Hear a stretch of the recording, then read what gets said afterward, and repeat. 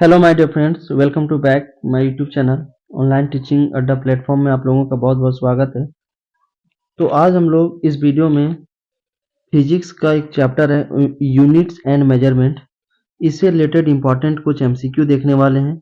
और ये सारा एमसीक्यू, ये सारे क्वेश्चन एनसीईआरटी बेस्ड क्वेश्चन है, जैसा कि आप लोग स्क्रीन में दिख रहा होगा।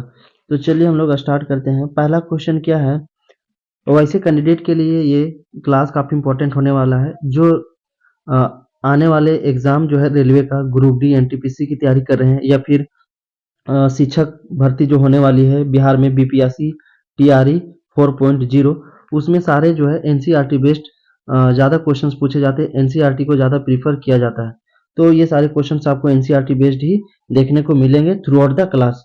तो चलिए स्टार्ट करते हैं। पहला क्वेश्चन आप लोगों का स्क्रीन में दिख रहा होगा। पहला क्वेश्चन क्या पूछा जा रहा है, which one of the following is note the unit of length. जब भी नोट वाला क्वेश्चन पूछा जाए तो थोड़ा सा एक्स्ट्रा केयर करने की आवश्यकता होती है, क्योंकि नोट वाले क्वेश्चन में बच्चे अक्सर गलती कर देते हैं जल्दबाजी में। तो बताना है कि इनमें से कौन सा लेंथ का यूनिट नहीं है। चार ऑप्शंस आपके स्क्रीन में दिख रहे होंगे। पहला है astronomical unit, light year, carat और ऑप्शन 4 पार्सेक। तो एस्ट्रोनॉमिकल यूनिट की बात किया जाए तो एस्ट्रोनॉमिकल यूनिट जो है ये डिस्टेंस का एक यूनिट है, जिससे काफ़ी लार्ज डिस्टेंस मेजर किया जाता है। एस्ट्रोनॉमिकल डिस्टेंस मेजर करने के लिए इसका इस्तेमाल किया जाता है। लाइट ईयर की बात किया जाए तो ये भी जो है डिस्टेंस का यूनिट है। और वहीं पे बात किया जाए पार्सेक की, तो पार्सेक भी जो है डिस्टेंस का यानी लेंथ का यूनिट है। तो ये सारे जो यूनिट्स आपको दिख रहे होंगे, एस्ट्रोनॉमिकल यूनिट्स, लाइट ईयर और पार्सेक, ये सारे एस्ट्रोनॉमिकल यूनिट्स है जिसका यूज एस्ट्रोनॉमिकल डिस्टेंस यानी काफ़ी बड़ा डिस्टेंस मेजर करने के लिए किया जाता है। खगोलीय पिंडों की जो दूरी होती है ये इन्हीं यूनिट्स के साथ मेजर किया जाता है। वहीं पे बात किया जाए कैरेट का, तो कैरेट जो होता है ये लेंथ का यूनिट नहीं है। Carat is a unit which is used to measure the mass of the quantity, और 1 कैरेट का जो वैल्यू होता है वो ऑलमोस्ट होता है 200 मिलीग्राम के बराबर होता है। तो यहाँ पे पूछा था कि कौन सा लेंथ का यूनिट नहीं है, तो ऑप्शन सी कैरेट ही जो है यहाँ पे लेंथ का यूनिट नहीं है। कैरेट जो होता है इसका use mass of the quantity को मेजर करने के लिए किया जाता है। तो फाइनली ऑप्शन थर्ड यानी ऑप्शन बी ओनली थर्ड जो होगा राइट आंसर होगा। अगला प्रश्न क्या है, दो लिस्ट दिया हुआ है, लिस्ट वन और लिस्ट टू। तो लिस्ट वन में फिजिकल क्वांटिटी दिए गए हैं और दूसरी साइड जो है उससे संबंधित फिजिकल क्वांटिटी के यूनिट्स दिए गए हैं। तो आपको सही मिलान करना है, कोड बताना है कि कौन सा फिजिकल क्वांटिटी का सही यूनिट है। एसेलरेशन की बात किया जाए तो एसेलरेशन क्या होता है, एसेलरेशन की बात किया जाए तो एसेलरेशन का जो डिफिनेशन होता है, change of velocity with respect to time, है ना। The rate of change of velocity with respect to time is called acceleration. तो एसेलरेशन का डिफिनेशन ये होता है, इससे यूनिट बहुत ही आसानी से जो है ड्राइव किया जा सकता है। वेलोसिटी का जो यूनिट होता है मीटर पर सेकेंड होता है, और टाइम का जो यूनिट होता है ऐसा यूनिट सेकेंड होता है। तो क्या हो जाएगा फाइनली मीटर पर सेकेंड स्क्वायर। तो एसेलरेशन का जो यूनिट होगा क्या होगा, मीटर पर सेकेंड स्क्वायर होगा, यानी ए का 4 होगा। फोर्स, फोर्स की बात किया जाए तो फोर्स का जो ऐसा यूनिट होता है न्यूटन होता है। वर्क डन, वर्क डन क्या है, work done is a form of energy होता है। वर्क क्या होता है, वर्क डन एक एनर्जी का ही फॉर्म होता है, एनर्जी कंसीडर कर सकते हैं। तो एनर्जी का जो यूनिट होता है वही वर्क डन का भी यूनिट होगा, तो जूल होगा।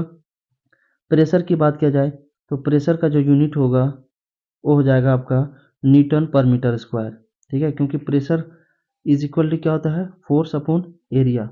फोर्स अपॉन एरिया होता है, तो फोर्स का न्यूटन हो गया और एरिया का जो यूनिट होगा मीटर स्क्वायर होगा। तो फाइनली प्रेशर का जो यूनिट होगा न्यूटन पर मीटर स्क्वायर होगा। एक बात यहाँ पे और याद रखेंगे, 1 न्यूटन पर मीटर स्क्वायर इजकल टू जो होता है 1 पास्कल के बराबर होता है, क्योंकि प्रेशर का जो यूनिट होता है वो पास्कल भी होता है। तो याद रखेंगे 1 newton metre square is equal to 1 pascal के इक्वल होता है। तो ये जो था सही कोड था। तो 4 कोड्स दिए गए हैं, उनमें से बताना है कौन सा कोड सही है।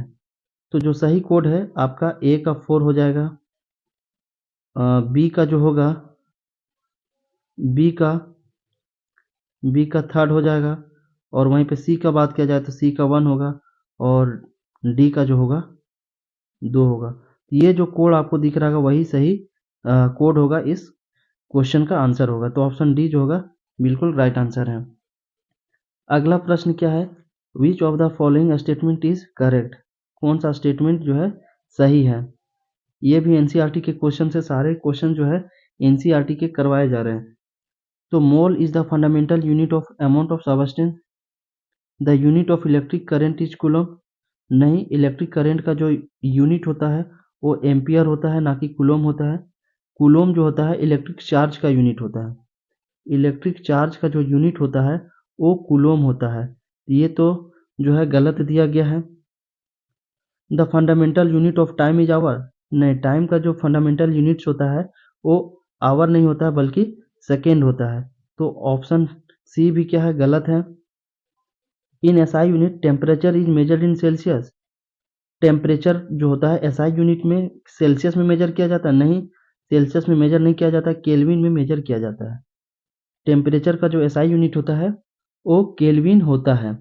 और 1 सेंटीग्रेड बराबर यानी 1 सेल्सियस का जो वैल्यू होता है वो 273 केल्विन के बराबर होता है। तो ऑप्शन डी भी क्या होगा, गलत है।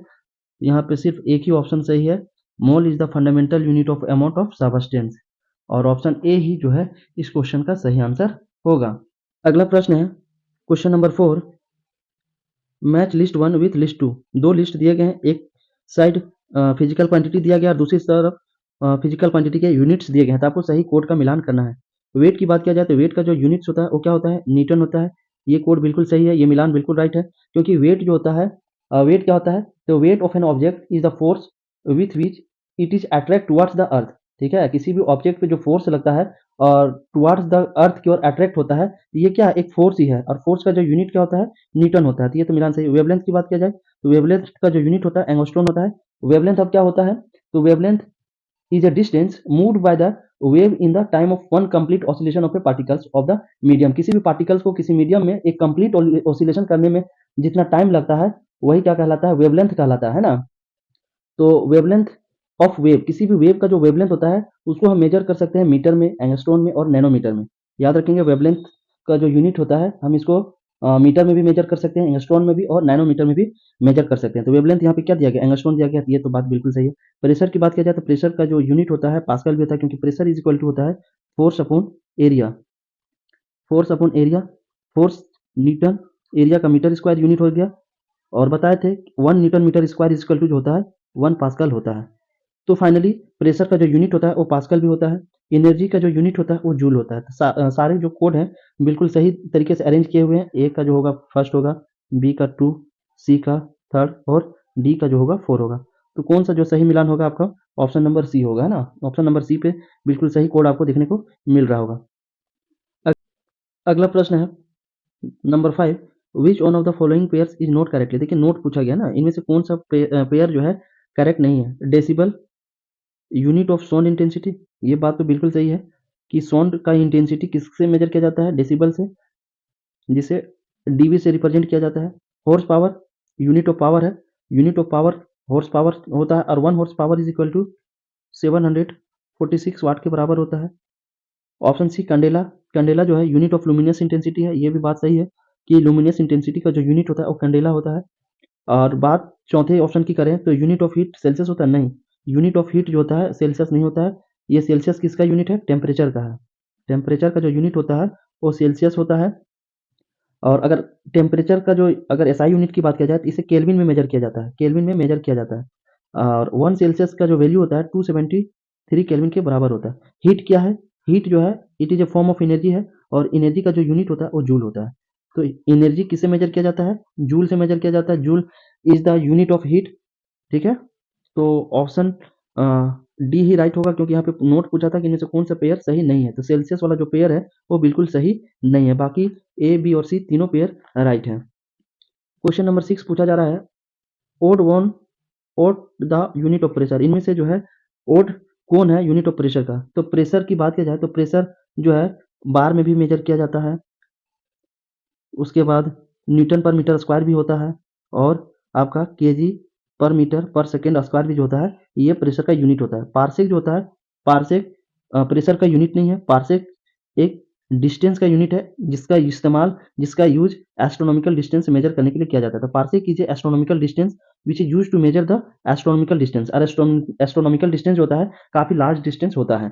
तो यही जो होगा राइट आंसर होगा, क्योंकि ये प्रेशर का यूनिट नहीं है। बाकी ऑप्शन ए बार, न्यूटन पर मीटर स्क्वायर और केजी पर मीटर पर सेकेंड स्क्वायर ये जो है प्रेशर के यूनिट्स हैं। नेक्स्ट क्वेश्चन क्या है, consider the following statement about the elastic tap measurement. Elastic tap measurement जो है उसके रिगार्डिंग फॉलोइंग स्टेटमेंट दिए गए हैं और आपको बताना है कि कौन सा स्टेटमेंट करेक्ट है ना, कौन सा स्टेटमेंट सही है। तो the length of the elastic tap varies and depends upon the force by which it stretch. ये बात तो बिल्कुल सही है कि जो इलास्टिक टैप का जो लेंथ होता है वो वेरीज करता है और वो डिपेंड करता है, फोर्स पे डिपेंड करता है। जितने फोर्स के साथ स्ट्रेच किया जा रहा है उस फोर्स पे जो है इलास्टिक टैप डिपेंड करता है। ये बात तो बिल्कुल राइट है। और इलास्टिक टैप का जो लेंथ होता है वो वेरीज करता है अकॉर्डिंग टू फोर्स। तो ये बात ऑप्शन फर्स्ट स्टेटमेंट राइट है। सेकेंड ऑप्शन देखते हैं हम लोग, measurement would very when measure by the same person. तो मेजरमेंट जो होगा वेरी हो सकता है, चेंज हो सकता है अगर measure by the same person, अगर सेम पर्सन के साथ जो है डिस्टेंस अगर मेजर किया जाए with the help of elastic tap, ये चांसेस है कि जो होगा डेटा जो होगा वेरी हो सकता है। थर्ड क्या है, measurement would also very if different person measure the same distance. अगर डिफरेंट पर्सन जो होगा सेम डिस्टेंस में मेजर करेगा with the help of elastic tape, तो चांसेस है कि मेजरमेंट का जो डेटा होगा, जो रिजल्ट होगा वो वेरी कर सकता है, चेंज कर सकता है। तो इलास्टिक टैप के संबंध में तीनों जो स्टेटमेंट दिए गए हैं बिल्कुल राइट स्टेटमेंट दिए गए हैं। तो इसीलिए option D, all of the statements are right regarding to the elastic tape. तो finally option D will be the right answer of this question. Next question क्या है, क्वेश्चन नंबर 8। नेक्स्ट क्वेश्चन है question number 8, a light year is a. एक light year क्या है? Year which hide maximum sunlight, नहीं। Year in which workload was very light, नहीं। Distance travel by light in 1 year. Light के द्वारा एक साल में जितने डिस्टेंस ट्रेवल किए जाते हैं वही लाइट ईयर कहलाता है। लाइट ईयर क्या है? ये डिस्टेंस का यूनिट है। डिस्टेंस का क्या है? यूनिट है लाइट ईयर। और लाइट ईयर जो होता है ये एस्ट्रोनॉमिकल डिस्टेंस मेजर करने के लिए इस्तेमाल किया जाता है। एस्ट्रोनॉमिकल डिस्टेंस जो होता है जिसे हिंदी में खगोलीय दूरी कहा जाता है, और ये काफ़ी बड़ा डिस्टेंस होता है। इसको मेजर करना मीटर या किलोमीटर में पॉसिबल नहीं है, इसीलिए इसको मेजर करने के लिए एक एस्ट्रोनॉमिकल यूनिट का इस्तेमाल किया जाता है जिसका नाम है लाइट ईयर। तो याद रखेंगे, light year is a astronomical unit है which is use to measure the astronomical distance. ठीक है। Mean distance between sun and earth, ये भी जो ऑप्शन डी है गलत है, तो ऑप्शन बी ही राइट है। A light year is distance travel by light in 1 year. Light के द्वारा एक साल में ट्रेवल किया गया जो दूरी है, डिस्टेंस है, वही लाइट ईयर कहलाता है। तो ऑप्शन सी जो है राइट आंसर है। और एक लाइट ईयर के बराबर कितना होता है ये भी आप जो है याद रखेंगे, ये भी क्वेश्चन कई बार पूछा जाता है। 1 light year is equal to 9.46 into 10⁻15 metre. ये वैल्यू आप याद रखेंगे। अगला प्रश्न है, which one of the following pairs is not correctly matched. कौन सा पेयर करेक्टली मैच्ड नहीं है? 1 सेंटीमीटर बराबर इतना, 1 फीट इतना, ये सारे जो है आपको बताना है कि कौन करेक्टली मैच नहीं है। तो थोड़ा सा यहाँ पे हम लोग कॉन्सेप्ट पे बात कर लेते हैं ताकि आप इस क्वेश्चन का आंसर बहुत ही इजीली तरीके से आप फाइंड आउट कर पाएंगे। अगर बात करें 1 इंच की, ठीक है, 1 इंच का जो वैल्यू होता है वो कितना होता है? वो लगभग 2.54 सेंटीमीटर के बराबर होता है। तो अगर हम इसको 1 सेंटीमीटर का वैल्यू निकालना चाहें तो क्या हो जाएगा? 1/2.54 सेंटीमीटर हो जाएगा। जब इसको डिवाइड करेंगे तो लगभग 0.39 इंच के बराबर हो जाएगा। ठीक है, तो ये बात तो सही है कि 1 सेंटीमीटर का जो वैल्यू होगा इंच में 0.39 के बराबर होगा। दूसरा देखते हैं 1 फीट। 1 फीट का जो वैल्यू है क्या 30.5 इंटू 10⁻7 नैनोमीटर के बराबर होता है? तो 1 फीट इक्वल टू, आप लोग देखे होंगे टैप वगैरह में मेजरमेंट स्केल में, तो 1 फीट का जो वैल्यू होता है 1 feet is equal to 0.3048 metre के बराबर होता है ना, मीटर के बराबर होता है। तो जब इस डेटा को हम नैनोमीटर में कंसीडर करेंगे, चेंज करेंगे, तो कितना हो जाएगा? 0.0048 इंटू 10⁻9 नैनोमीटर हो जाएगा। ठीक है, नैनोमीटर हो जाएगा। अगर इसी को हम वैल्यू में लिखना चाहें तो ऑलमोस्ट कितना हो जाएगा? 30.48 हो जाएगा इंटू 10⁻7 नैनोमीटर के बराबर हो जाएगा। ठीक है, तो ये भी बात सही है कि 1 फीट की जो वैल्यू होगा लगभग 30.5 इंटू 10⁻7 नैनोमीटर के बराबर होगा। अब नेक्स्ट हम लोग देखते हैं थर्ड, 1 माइक्रोमीटर। 1 माइक्रोमीटर के बराबर कितना होता है? 1 माइक्रोमीटर के बराबर अगर देखा जाए तो इसकी जो वैल्यू होती है 1 इंटू 10⁻6 मीटर होती है। और इसको अगर सेंटीमीटर में कन्वर्ट करना चाहेंगे तो कितना होगा? 10 2 से मल्टीप्लाई करना होगा, तो फाइनली ये जो वैल्यू होगा 10 टू पावर -4 सेंटीमीटर हो जाएगा। तो ये भी जो है बिल्कुल राइट है। 1 micrometre is equal to 10 to power -4 centimetre होता है। नेक्स्ट ऑप्शन डी जो है वो 1 पिकोमीटर के बराबर कितनी वैल्यू होती है? 1 पिकोमीटर है ना, 1 पिकोमीटर की जो वैल्यू होती है वो लगभग 10 टू पावर -12 मीटर होती है। अगर इसको सेंटीमीटर में चेंज करेंगे तो ये कितना हो जाएगा? 10 टू पावर -10 सेंटीमीटर। तो ये जो ऑप्शन जो दिया गया था ये गलत दिया गया था, ये करेक्ट मैच नहीं था, इसीलिए ऑप्शन डी जो है इस क्वेश्चन का बिल्कुल राइट आंसर होगा। बाकी ए, बी और सी जो मैच दिए गए थे, डेटा दिए गए थे, वो बिल्कुल सही दिया गया था। अगला प्रश्न क्या है? Question number 10, which one of the following quantities does not have unit? दिए गए फिजिकल क्वांटिटी में से किसका यूनिट नहीं होता? कौन यूनिट लेस है? स्ट्रेस, स्ट्रेस की बात किया जाए तो स्ट्रेस का यूनिट होता है, और स्ट्रेस इज इक्वल टू होता है force upon area. Force upon area होता है, तो फोर्स का न्यूटन, एरिया का मीटर स्क्वायर। तो फाइनली स्ट्रेस का जो यूनिट होगा न्यूटन मीटर स्क्वायर होगा, इसका तो होता है। फोर्स की बात किया जाए तो फोर्स का जो यूनिट होता है न्यूटन होता है। प्रेशर का भी कई यूनिट्स होते हैं, क्योंकि प्रेशर इज इक्वल टू होता है फोर्स अपॉन एरिया। तो फोर्स अपॉन एरिया, तो फोर्स का न्यूटन, एरिया का मीटर स्क्वायर, इसके भी यूनिट्स है। स्ट्रेन का जो होता है यूनिट नहीं होता है, तो स्ट्रेन जो है यूनिटलेस है, तो ऑप्शन सी जो होगा बिल्कुल राइट आंसर होगा। तो समझते हैं स्ट्रेन का यूनिट कैसे नहीं होता है। मान के चलिए कोई ऑब्जेक्ट है जिसका लेंथ जो है पहले से कितना है, एल मीटर है ना। कोई एक रॉड लिए, मेटालिक रॉड, जिसकी लेंथ कितनी है, एल मीटर है।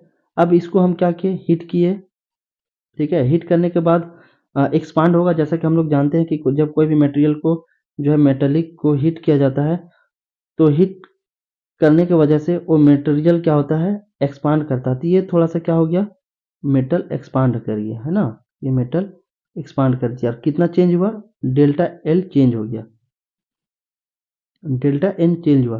तो स्ट्रेन इज इक्वल टू क्या हो जाता है, स्ट्रेन इज इक्वल टू हो जाता है change in length bye original length, है ना। Change in length upon original length, original length. यहाँ पे देखिए चेंज इन लेंथ कितना है, डेल्टा एल है, और ओरिजिनल लेंथ जो है इस रॉड का कितना था, एल था। तो अगर इसका यूनिट निकालना चाहें तो लेंथ का यूनिट मीटर, इसका भी unit metre, metre metre cancel out हो जाएगा, तो कोई भी यूनिट बचा नहीं बचा। तो ये जो होगा स्ट्रेन यूनिट लेस होता है, इसकी किसी तरीके का कोई यूनिट नहीं होता है। नेक्स्ट प्रश्न क्या है, the smallest unit of length is? Unit का लेंथ का जो है सबसे स्मॉलेस्ट यूनिट कौन सा है, माइक्रोन, नैनोमीटर, एंगस्ट्रॉम या फिर फर्मीमीटर? तो फर्मीमीटर जो होगा लेंथ का सबसे स्मॉलेस्ट यूनिट है, याद रखेंगे। फर्मीमीटर जो होता है लेंथ का सबसे स्मॉलेस्ट यूनिट होता है, और एक फर्मीमीटर का जो वैल्यू होता है, 1 fermimetre is equal to 10 to power -15 metre. ये बात आप याद रखेंगे। वहीं पे एक माइक्रोन की बात किया जाए तो एक माइक्रोन की जो वैल्यू होती है वो 10 to power -6, 10 to power -6 metre के बराबर होती है। एक नैनोमीटर की बात किया जाए तो इसका जो वैल्यू होता है वो लगभग 10 टू पावर -10 मीटर के अप्रोक्स होता है। और एक एंगस्ट्रॉन की बात किया जाए तो एक एंगस्ट्रॉन की जो वैल्यू होती है वो लगभग 10 टू पावर -10 मीटर के इक्वल होता है। और 1 फर्मी मीटर के बराबर 10 टू पावर -15 मीटर होता है। और फर्मी मीटर जो होता है ये लेंथ का सबसे स्मॉलेस्ट यूनिट है।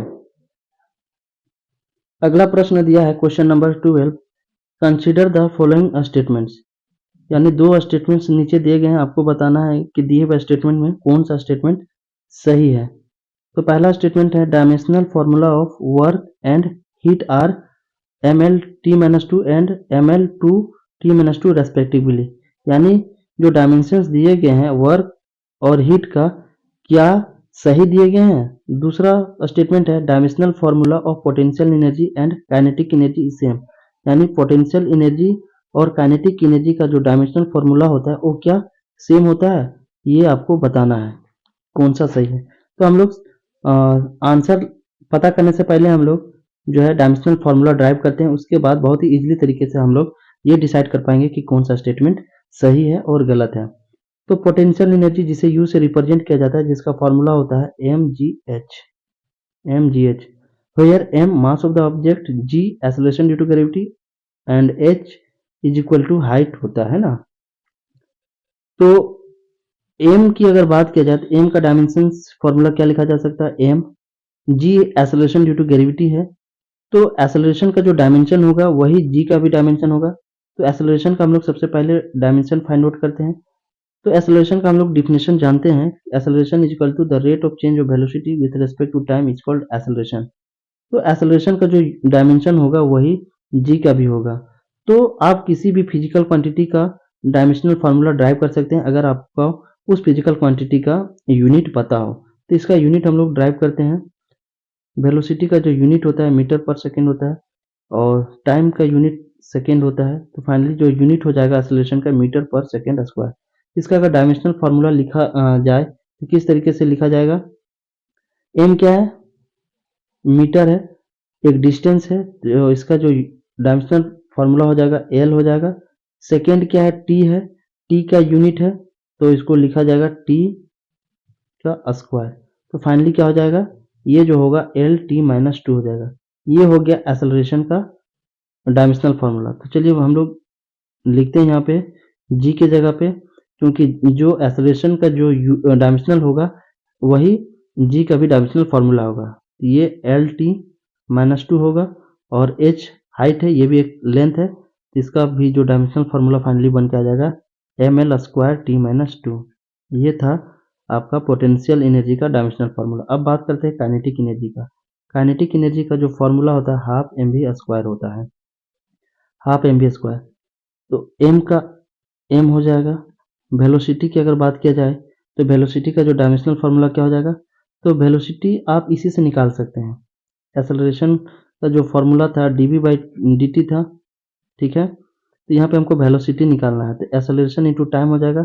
तो एक्सेलरेशन का जो डायमेंशन है वो क्या है, एल टी माइनस टू है। एल टी माइनस टू यहाँ पे आप देख सकते हैं एक्सेलरेशन का जो डायमेंशन है, तो पुट कीजिए एल टी माइनस टू और टाइम का जो हो जाएगा टी हो जाएगा। तो फाइनली वेलोसिटी का जो डायमेंशन होगा वो हो जाएगा एल टी माइनस वन हो जाएगा। क्योंकि आप लोगों ने जो है मैथ में एक बेसिक फार्मूला पढ़ा होगा a to power m into a to power n।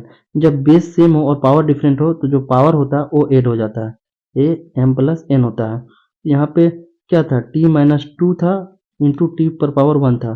तो फाइनली क्या हो जाएगा, माइनस टू प्लस वन। तो फाइनली इसको लिखा जाएगा t माइनस वन। तो वही यहाँ पे t माइनस वन लिखा गया। अब इसमें पुट कर दीजिए। अब इसमें पुट करेंगे आप v के जगह में, तो क्या हो जाएगा एल टी माइनस वन का स्क्वायर। तो फाइनली क्या हो जाएगा आपको M L T minus two. तो देखिए दोनों का जो यूनिट है बिल्कुल सेम है।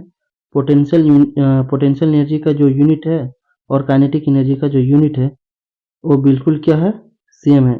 माफ करेंगे यहाँ पे स्क्वायर होगा क्योंकि इसके होल में क्या है, स्क्वायर है। तो M L square T minus two, यानी दोनों का जो यूनिट है बिल्कुल क्या है, सेम है।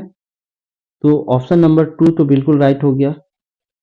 अब बात हम लोग करते हैं वर्क और हीट का, वर्क और हीट का, है ना। तो वर्क इज इक्वल टू हम लोग जानते हैं, work is equal to force into displacement, force into displacement, force into displacement. Force is equal to क्या होता है, F is equal to M A होता है according to second law of Newton second law के अनुसार क्या होता है, F is equal to M A होता है। तो फोर्स के जगह पे हम लोग रख देते हैं एम इंटू ए इंटू डिस्प्लेसमेंट को डी रखते हैं। एम का एम हो जाएगा डायमेंशनल फार्मूला। एक्सेलरेशन का डायमेंशनल फार्मूला क्या होता है, एक्सेलरेशन का हम लोग निकाले थे dimensional formula L T minus to निकाले थे। यही वाला जो है यहाँ पे पुट करते हैं L T minus two. Displacement क्या है, shortest distance between of object from initial position to final position. तो डिस्टेंस है, शॉर्टेस्ट डिस्टेंस है तो इसका भी क्या हो जाएगा, एल हो जाएगा। तो फाइनली वर्क का जो डायमेंशनल फार्मूला हो जाएगा M L square T minus two हो जाएगा, है ना। और एक था हीट, तो हीट भी क्या है, एक एनर्जी है। हीट जो होता है, heat is a form of energy and all form of energy have same dimension. तो हीट एनर्जी है और सारे हीट फॉर्म ऑफ एनर्जी जो होते हैं उसके सारे फॉर्मूले जो होते हैं, डायमेंशंस होते हैं, सेम होते हैं। तो इसका भी क्या हो जाएगा, M L square T minus two हो जाएगा। तो देखिए ऑप्शन में क्या दिया गया है सही, ये तो सही दिया गया है, M L square T minus two heat का होगा। वर्क का जो दिया गया था dimension M L T minus two दिया गया था। अगर यहीं पे स्क्वायर रहता तो ये भी स्टेटमेंट, पहला स्टेटमेंट सही होता, लेकिन यहाँ पे स्क्वायर नहीं दिया गया था, इसीलिए जो स्टेटमेंट पहला वो गलत है, सिर्फ दूसरा स्टेटमेंट सही है। तो सारे जो यहाँ पे दिए गए थे, वर्क, हीट और पोटेंशियल एनर्जी और काइनेटिक एनर्जी, ये सारे फॉर्म ऑफ एनर्जी है और सारे फॉर्म ऑफ एनर्जी का जो डायमेंशनल फार्मूला होगा सेम होगा। इसीलिए देख रहे होंगे वर्क का भी dimensional formula M L square T minus two है और हीट का भी जो डायमेंशनल फार्मूला है M L T minus two है, M L square T minus two है। और पोटेंशियल एनर्जी और काइनेटिक एनर्जी का भी जो डायमेंशनल फार्मूला है आप देख रहे होंगे सेम है। तो ये था NCERT based unit and measurement के कुछ इंपॉर्टेंट क्वेश्चन। तो फिर मिलते हैं नेक्स्ट क्वेश्चन के साथ, नेक्स्ट वीडियो के साथ। Thanks for watching.